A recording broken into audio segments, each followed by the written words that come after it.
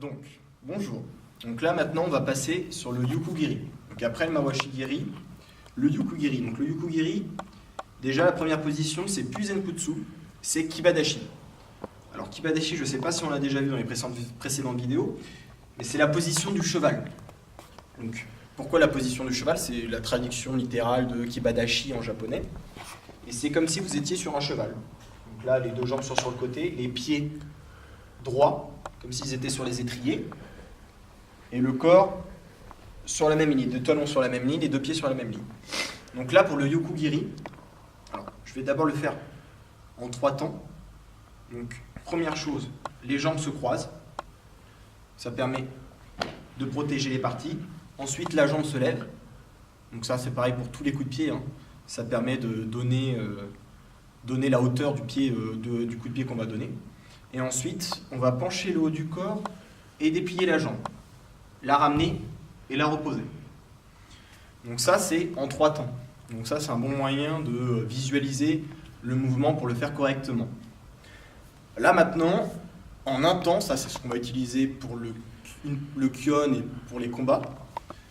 Là, les jambes ne vont pas se croiser, elles vont partir directement, sans faire d'appel, elles vont partir et frapper. Donc là, c'est important de voir ça, hein. Là, il n'y a pas de mouvement de jambes, rien du tout. Sinon, ça fait un appel et l'adversaire vous voit partir. Donc là, tout le corps doit partir d'un coup.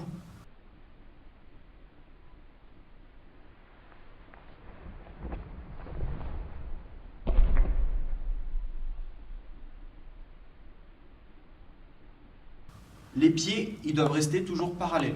Même le pied arrière, qui est le pied d'appui, au moment de la frappe, le pied à l'arrière, il reste droit.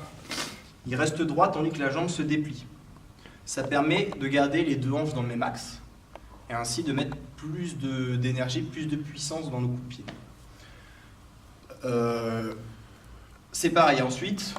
Donc je vous avais dit que on levait le genou pour marquer l'endroit où on veut frapper, au niveau où on veut frapper avec sa jambe. Mais ensuite, pour pouvoir avoir la vitesse, développer la vitesse et pouvoir arriver justement à cette hauteur-là assez facilement, il va falloir pencher le corps. Et plus vous allez pencher le corps, plus vous allez frapper haut.